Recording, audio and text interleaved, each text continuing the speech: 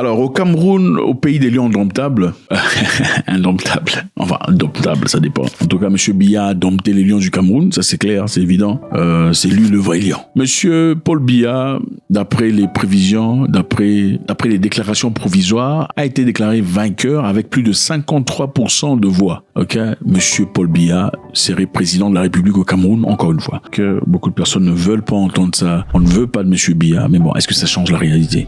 Si M. Biya a gagné le pouvoir, il a encore gagné les élections pour une 8e fois. Ce n'est pas parce que vous dites que non, il n'a pas gagné et que ça changera quoi que ce soit. En tout cas, on va essayer de voir ce qui se passe au Cameroun actuellement. M. Biya a été déclaré provisoirement président de la République pour la 8e fois. Cela marquerait, comme on dit, le mandat une 8e fois. Ce n'est pas facile. Pourtant, son règne a plus de 43 ans. Il est venu au pouvoir en 1982. Ça fait très longtemps quand même, ok? Ça fait très longtemps qu'il est au pouvoir et il a institué une structure tout à fait biaïenne, ok? C'est son principal rival, Issa Chiroma Bakari, a revendiqué la victoire et a appelé Biya à concéder sa défaite, ok? Donc le rival a dit, monsieur, concédez votre défaite, c'est moi qui ai gagné. Vous savez, généralement, quand il faut signaler en avance, avant la publication officielle qu'on a gagné aux élections, c'est-à-dire qu'on vit dans un pays très difficile. Et ça, c'est évident. Quand il faut que l'opposition commence à signaler d'avance, nous avons gagné, c'est-à-dire qu'on sait déjà qu'on vit dans des conditions très difficiles.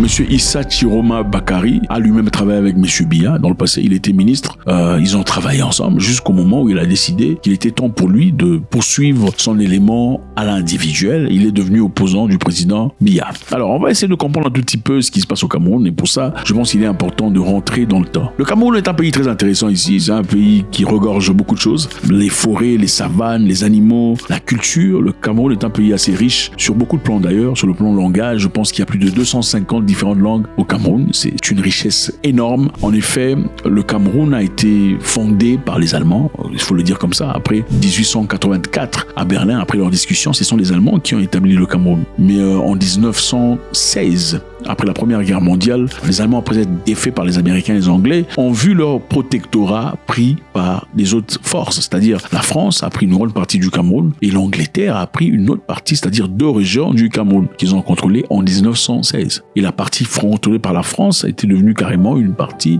française, où on parlait français comme langue officielle et les institutions étaient basées en français. La partie anglophone, évidemment, comme vous imaginez, était aussi gérée par les anglophones. Donc 2 systèmes totalement différents dans un même pays, des gens qui se ressemblent et qui ont évolué comme ça pendant très longtemps.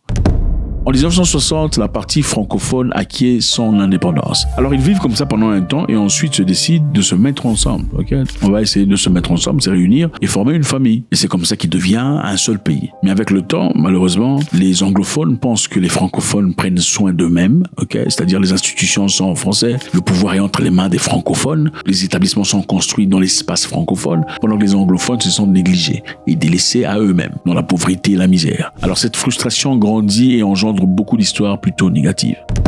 En fin de compte, on voit surgir des groupes de personnes qui veulent devenir séparatistes ou carrément qui veulent avoir un pays à eux-mêmes. Parce que d'après eux, leur raison est légitime. Le Cameroun francophone veut dominer sur le Cameroun anglophone, qui est totalement négligé. Alors c'est comme ça, l'une des raisons pour lesquelles vous voyez tout ce qui se passe au Cameroun sur le plan, ce qu'on appelle terrorisme, séparatisme et tout le bazar. C'est carrément à cause de 2 systèmes opposés, si vous voulez. Alors je pense qu'il est important de dire ici, M. Biya est né en 1933. Okay? Il est au pouvoir depuis très longtemps. Ça fait 42 ans au pouvoir. Et à côté de lui, il y a Obiang qui est carrément l'homme le plus vieux au pouvoir. Si M. Biya fait son mandat, il sera le tout premier président à 100 ans d'âge. C'est du jamais vu. Maintenant, encore une fois, beaucoup de personnes se posent des questions de savoir est-ce que M. Biya veut vraiment être président de la République? Il y a des gens qui pensent que M. Biya, Paul Biya, ne veut pas être président de la République. Est-ce qu'il n'y a pas de gens assez intelligents au Cameroun pour pouvoir assumer ce rôle? On se pose la question de savoir. Autant on peut être égoïste, mais est-ce qu'on peut être égoïste jusqu'à 82 ans? C'est difficile de le dire. Les gens pensent que la réalité est que c'est ceux qui sont autour de M. Biya qui veulent le garder au pouvoir. Ceux qui sont autour de M. Biya, ses collaborateurs, ses membres de famille, des cousins, des neveux peut-être et autre chose, des gens dont les parents ont travaillé avec M. Biya, qui ont aujourd'hui leur tour, leur opportunité d'accéder au pouvoir, veulent que M. Biya reste au pouvoir. Pourquoi? Parce que c'est l'argent, c'est le pouvoir. Malheureusement, il faut vous le dire, les Bantous en général adorent le pouvoir. Ah oui, il faut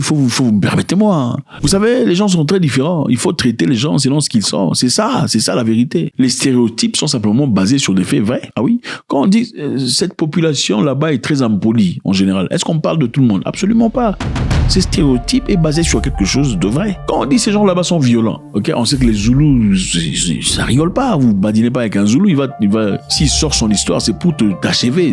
Ils sont pas comme les Bantous du centre qui crient beaucoup, font beaucoup de bruit pour ne rien faire. Ce sont des gens qui peuvent t'intimider, te terroriser sur Internet. Mais quand tu le vois face à face, ils regardent à côté. Le Zoulou, c'est pas comme ça. Ils font pas beaucoup de bruit. Ils font très peu de bruit, mais beaucoup d'action. Ok, il y a des gens quelque part, prenons par exemple des nilotiques. Les nilotiques, ils font pas du bruit du tout. Ils n'en font pas. Quand c'est ton ennemi, tu ne le sauras même pas. Il va pas insulter ton visage, ta bouche, tes jambes ou entre les jambes de ta mère. Mais ce sont des gens, quand ils ont envie de te finir, ils te finissent. Et ils prennent ton territoire. Et ils te font fermer ta bouche. Alors, il faut comprendre une chose. Chez les Bantous, en général, il faut dire l'amour effréné du pouvoir. Et généralement, il faut le dire aussi, quand un Bantou prend le pouvoir, un groupe de Bantous en tout cas, c'est généralement pour terroriser un autre groupe de Bantous. Je suis désolé, faut pas tirer sur le messager. N'est-ce pas une réalité? Regardez dans votre histoire et vous verrez. Quand un groupe prend le pouvoir, c'est généralement pour terroriser un autre groupe, agenouiller un autre groupe de Bantous. C'est comme ça. Ce n'est jamais pour élever, jamais pour construire, pour bâtir. Apparemment, c'est la destruction totale.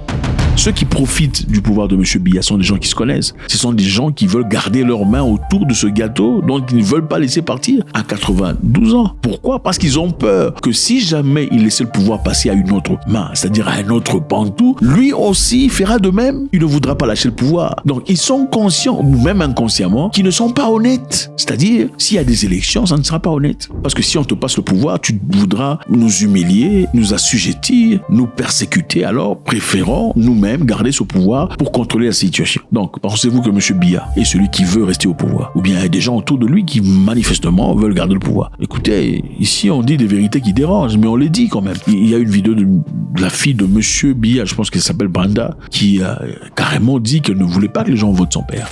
Donc pour la campagne, vous voulez vraiment savoir qui je vais voter? Je ne voterai pas Paul Biya. Et si j'ai un jour fait du mal ou été une mauvaise personne envers les Camerounais ou envers qui que ce soit, j'en suis désolé. Et je suis vraiment désolé que c'est ma chair, mon sang ou la personne qui est censée mon père qui fait souffrir toute une nation depuis des années. Malheureusement, il fait aussi souffrir les membres de sa famille. Malheureusement, moi aujourd'hui, je n'ai plus de famille. Vous voulez tant que je meure, vous voulez tant que j'overdose. Ne m'appelez plus et je ne prendrai plus un soin de vous. Pas un centime.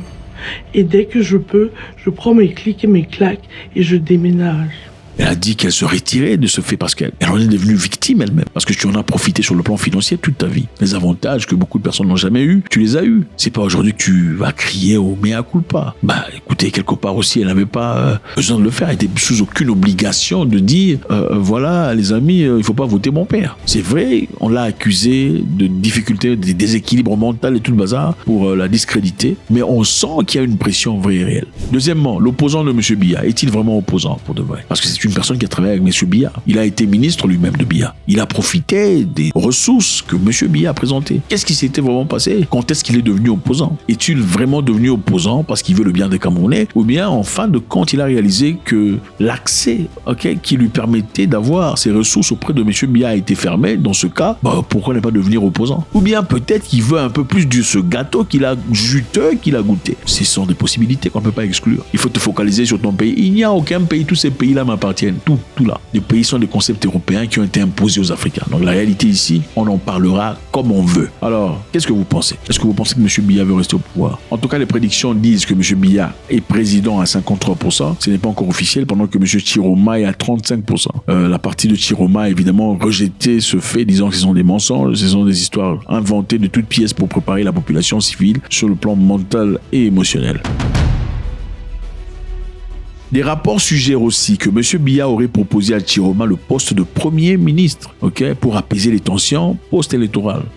Premier ministre, c'est grand. Alors, apparemment, il aurait refusé cette proposition. Alors, est-ce que vous pensez que c'est par dignité qu'il le fait? Ou bien c'est parce qu'il comprend que, Biya, il a 82 ans. Il pourra encore vivre pendant combien de temps? Il suffit de rester patient au lieu de souiller son image en acceptant ce poste pour pouvoir se donner une opportunité. Voilà ce que les gens disent. Qu'est-ce que vous en pensez? Je veux bien savoir ce que vous en pensez. Alors, est-ce que vous avez fait ça? Super. Vous avez jeté un commentaire, balancez un commentaire intelligent.